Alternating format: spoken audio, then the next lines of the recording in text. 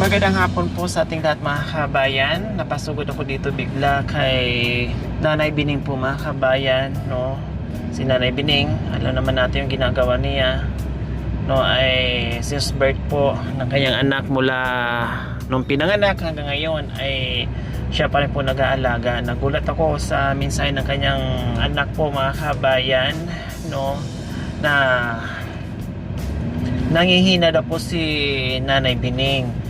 Kaya ayun, sabi ko galing kami ng Pangasinan, no, ay paspas yung aming pagpunta dito mga kabayan para mahabol po namin, mabisita at masilip namin dahil yung text nga po ng kanyang isang anak ay nangihina daw po si Nanay Bining. Kaya nakakagulat, ilang araw lang mula nung nabisita natin siya ng 2 beses, tapos ngayon bigla nangihina. Kaya ngayon bisitahin natin muli. Actually, meron nga pong sponsor po mga kabayan na naka-specific po sana kung ano po yung dapat natin bilhin. Pero dahil sa text, hindi na po natin naibili. So, titingnan po muna natin yung sitwasyon kung ano po yung dapat natin gawin doon sa mensahe ng kanyang anak. Kaya nandito tayo muli. Tara mga kabayan, samahan niyo po kami. Alamin natin kung bakit nangihina si Nanay Bining. So ayan po mga kabayan, naka-shades tayo. Dahil napakainit at yung mata ko, Diyos ko, hindi ko maibuka. Dahil sa sobrang init at panlaban din po yung ginagamit nating shades. Kasi napansin nyo, dati talagang mahilig ako gumamit ng shades, no, sunglasses. Dahil sa araw ngayon, parang nainitan ako, lalo na pagpawisan ka, lalong mainit tingnan or mainit sa pakiramdam. Kaya pinilit ko dahil nagpa-check up ako nung nakaraan sa mata ko, dapat 25-25. Nung ngayon pa na naging 25-75, ganun, hindi pantay. So, may grado na yung kabilang mata ko. At nakuha ko na kanina yung aking eyeglass.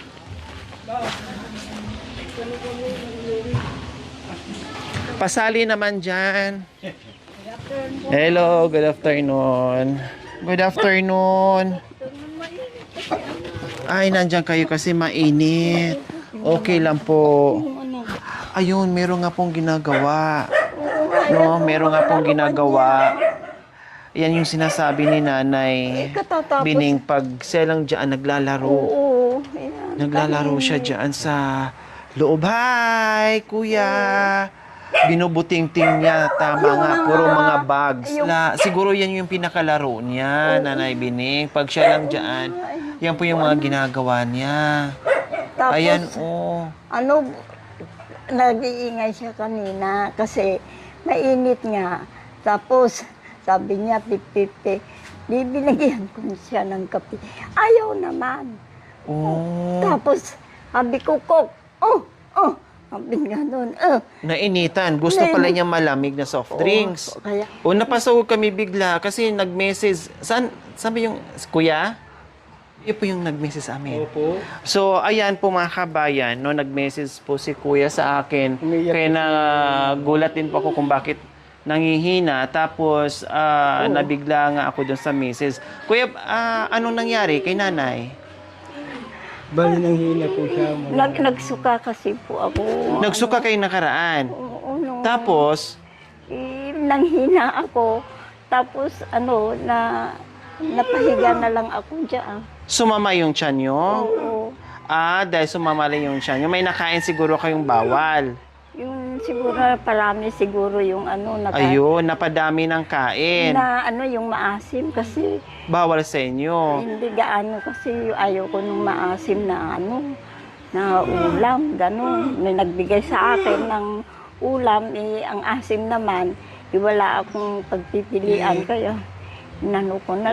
Nag-message kayo, nanghina si Lola, nanghina si Nanay Bining, no? Kailangan nyo ng tulong, nagpasaklulo kayo, kaya kami, galing ako ng Pangasinan, malayo, no? At sumugod ako dito ng Tarlac, dahil nagulat nga ako doon sa mensahe nyo. At sabi ko, sige, puntahan natin, alamin natin. Pero okay naman na. Oo na. Okay na kayo. Naligo nga ako kanina kasi nagtanim. Baka doon nga lang po yun doon sa kinain nyo po na na nasubrahan kayo ng asim. May nagbigay sa akin ng ng diatabs. At Oh, yun. Saka yung huling punta niyo po, may nagbigay po ng 2 pack na diaper. Mayroong nagpahabol. Iwan ko pong sinagay mo. yung iwan ko, yung Pumunta po dito na naghatid. ipinahatid Saan daw po lang galing? Basta... dito sa barangay lang. ayun. Maraming salamat. Meron pa lang siguro nakapanood. Ay, ang dami. Okay. So, good. Ayan. So, ayan. Nagpahabol. Taga-barangay lang din. Ayan. Thank you. No? Thank you sa pinahatid nyo dito dahil malaking tulong po yan. Dahil kailangan talaga para less trabaho o sakripisyo ni nanay. Ang hinihiling ko lang, anak, dahil andito ka na, kung hihingi sana ako sa iyo ng pabor kung maari. Opo, ano po yun? Nanay Bining. Yung po sana, kasi mauubos na yung biskwit niya. Tapos, yung at saka yung kape niya, wala na. Yung alin po? Yung kape na binigyan. Yung kape, tsaka yung biskwit. Oo, at saka yung pagkain pa niya na yun pag nag-iingay-ingay, kung anong naibibigay ko sa kanya na kuwan. Yung pang merienda po niya. Ganun. Oh. Yung ulam maski na, akong ganun. Ganun lang. Okay, so ayan po mga kabayan, dahil problema na naman si Nanay Bining kung anong ibibigay niya. Since nandito na tayo, dahil binisita ko nga dahil nanghina nga daw po, no? Dahil syempre, pag yung masama yung tiyan mo, maya-maya ka pupo, kalibanga, manghihina ka talaga, no? Pag may diarrhea. So ngayon, ay nandito na tayo. Nagpapabili si Nanay Bining ng tulad ng kape, ulam-ulam nila, at saka yung biskwit, no, para kahit papaano pag mag-ingay si Gringo ay meron siyang maibigay kasi nga nangihingi tulad nung gusto niya soft drink, siguro mainit syempre, no, ay meron siyang maibigay kahit papaano, 'di ba? So kailang bakit hindi pa po napagupitan? Wala bang kapitbahay na marunong magupit? Dito naman, anak, alam mo kung minsan Ayaw niyo po. Ha? Ayaw niyo po magpagupit. Ayaw talaga yung magpagupit? Pag hinawakan Nagwawala, parang ganon. Pag hinawakan, gumaganon naman. Delikado, baka matusok pa. Oo nga. Pag hinawakan mo yung magkabilang balikat, yung mga kamay niya, gumaganon naman siya. Anong gagawin ko? So ay mga kabayan, sinubukan na pala nila, no, nagupitan. Kailang ayaw. Ilang beses na. Pumapalag. Siyempre, pag ganyan, malakas na yun, no, hindi mo pwedeng pilitin, baka mamaya, ay masugatan pa. Binigyan ko nga ng Magkakaproblema pa tayo. Tapos, hindi rin siya pwedeng mag-wheelchair po, mga kabayan. Kasi nakita niya naman po na talagang bigla lang siyang babaliktad. Oo nga. 'Di ba? Bigla siyang gaganyan. Paano pag naka-wheelchair? No? Paano pag hindi mapigilan ni nanay o hindi niya kayang pigilan? Kundi magbigay pa tayo ng na gumanon. lalong malaking problema pag nauntog lalo sa bato diyan sa labas. Nadugo yung kanya dito, Doon sa may noon niya. Dahil diyan po sa Oo, kauuntog-untog. ganun. Nakita naman ninyo, di ba, anak, na ganun. Opo, kasi bigla nga siyang gaganyan, ganyan. Kaya hindi pwede. Halimbawa, may wheelchair siya, okay, sige. Mabantayan ni kapatid or mabantayan ni Nanay Bining. Paano pag yung tumatanda na hindi na makayang pigilan, no? Tapos tamang-tama naman nandoon sa wheelchair, no, mahulog doon, matumba doon, kundi lalong kawawa pag nasa labas. Sige, no? So ayun po mga kabayan, ibili lang namin ng pagkain si Nanay Bining, no, yung request niya para doon sa kanyang sa kay Gringo na pangmerienda. Okay, tara. Babalik po kami, Nanay Bining, ha. Oo, sige, Kuya, babalik salamat. kami. Kuya, pabili naman ng malunggay. Malunggay pandesal. Magkano isa? Lima po. Ah, malalaki. 5. Ilang piraso yung 100? 20 o 200 na. Kasi malalaki pala.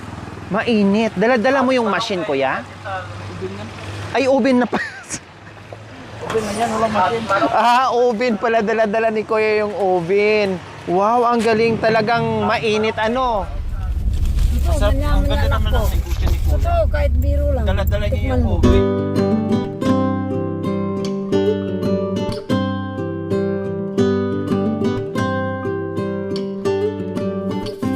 Amazing!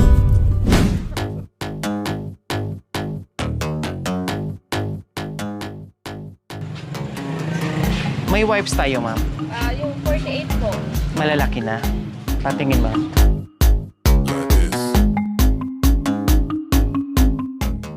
Pwede siguro tayo bumili ng mga ganito, oh. Frozen foods. Mga ulam-ulam. Hotdog.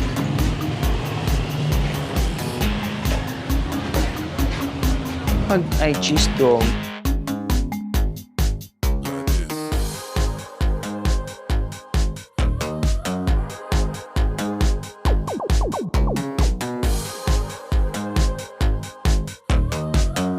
Bili ako ng tinapay.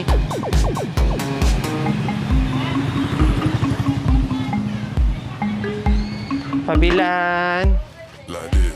Magkano po dito? 50. So, dalawa.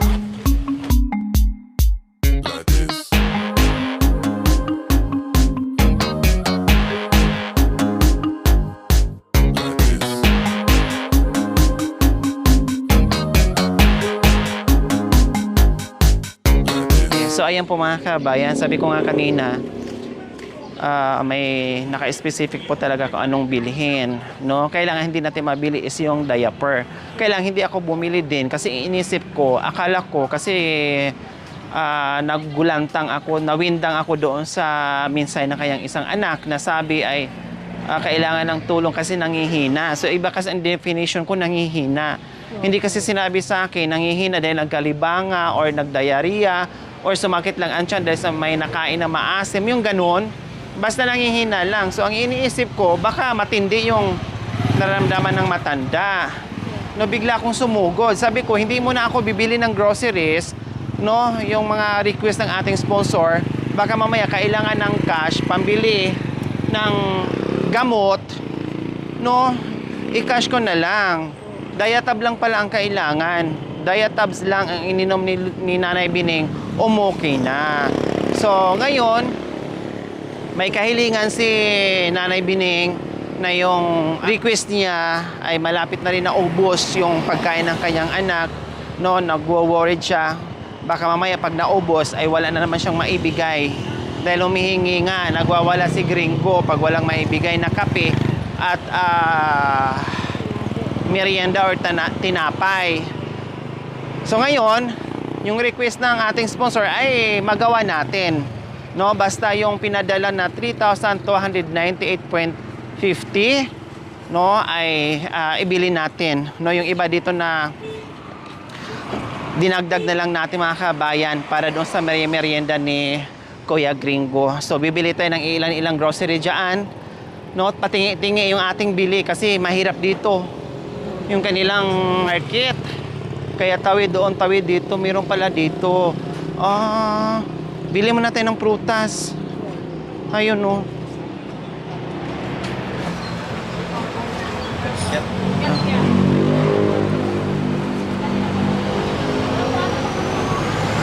Kiyat.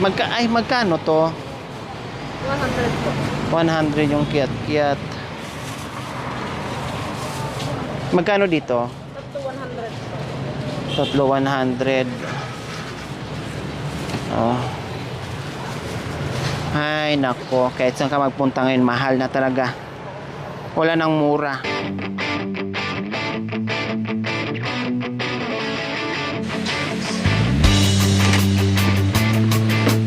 Just mayroon pala ditong malaking grocery. Ngayon lang natin to nakita.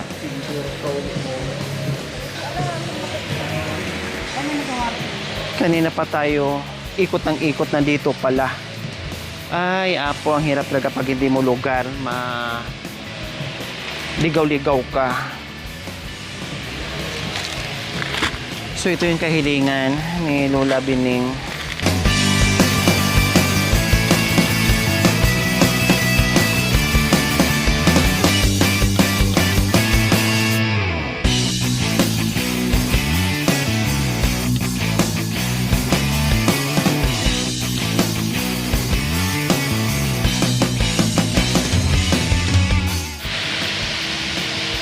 Brown sugar.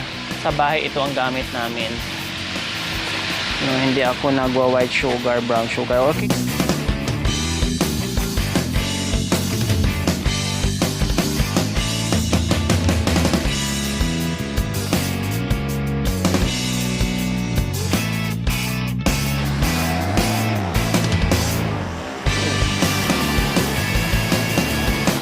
Madali na, mabilis na kasi baka binasa na yung mga isda dyan. Sabi na isang tindira doon. Hindi na daw fresh yung mga isda. Oo nga naman kasi sobrang init ngayon.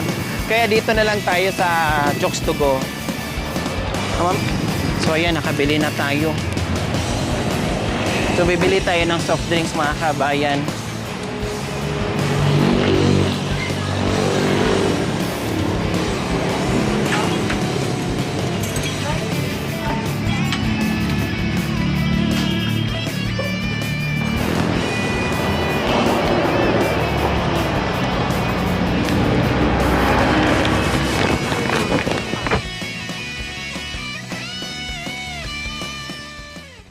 Ayun po mga kabayan, tapos na po tayong mamili.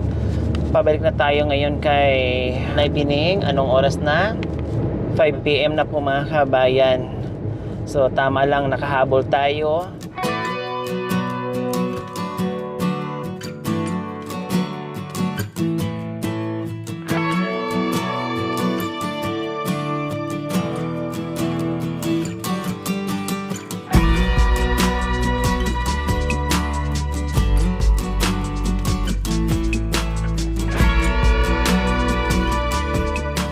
So nakabalik na tayo sa masikip na daanan. Ay, Diyos ko. Right of way. Pero pag mataba ka, bahalan yung daan mo. Hindi ka magkakasya.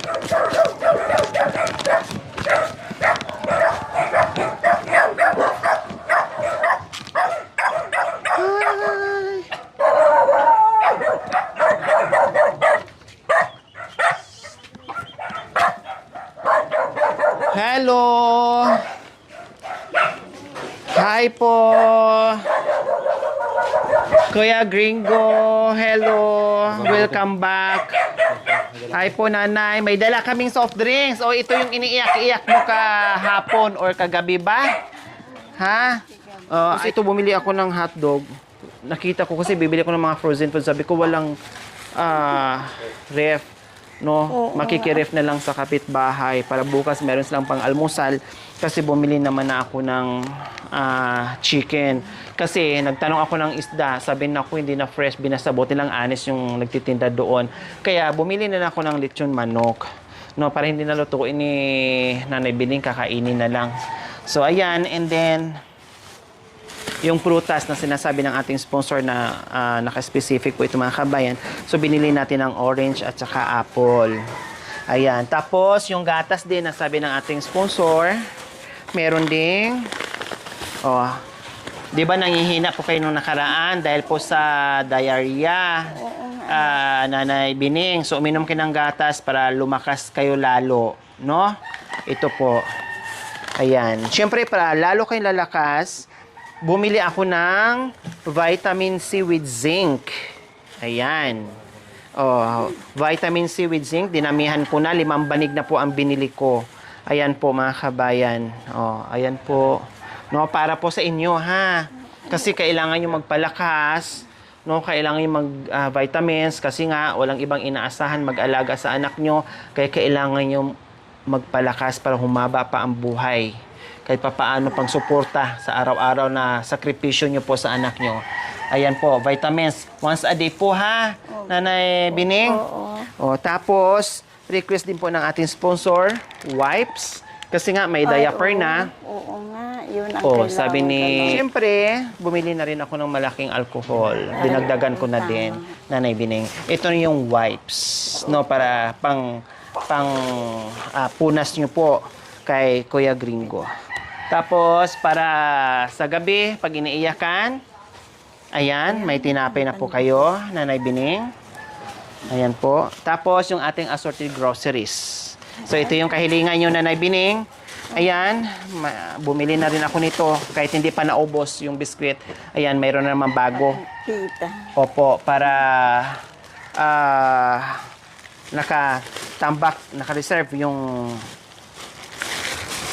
merienda ni Gringo at sa inyo. Tapos, dinamihan ko na yung mga kape. Tapos, bumili na rin ako ng ganito. Baka ako sabi ko may gusto. Kasi yung iba talaga gusto nila plain. Ayan na lang 3-in-1, lalo na pag may edad.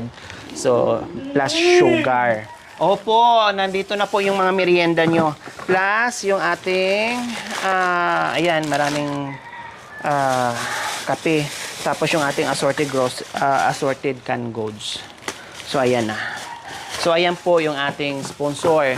Naka-specific po yan. Yan po yung gustong ipaabot dito kay Nanay Bining at kay Kuya Gringo. Lagi ko nga sinasabi, pag sinabi ng sponsor na cash ibigay, so ang ginagawa natin cash. Pag sinabi naman ng sponsor na ito ang bilhin at dalhin mo doon para ihatid mo, so sinusunod po natin. The rest, tayo na magdagdag kung ano pa yung dapat nating ibili para sa kanila. So, maraming salamat po from Anonymous sponsor from Spain. Maraming salamat po sa inyong ginito ang puso.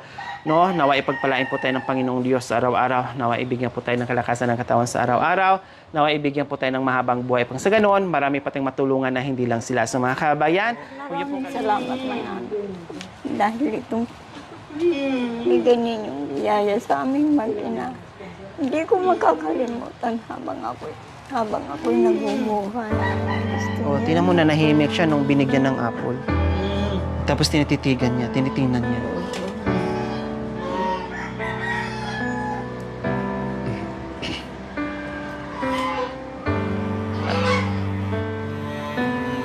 Ayan.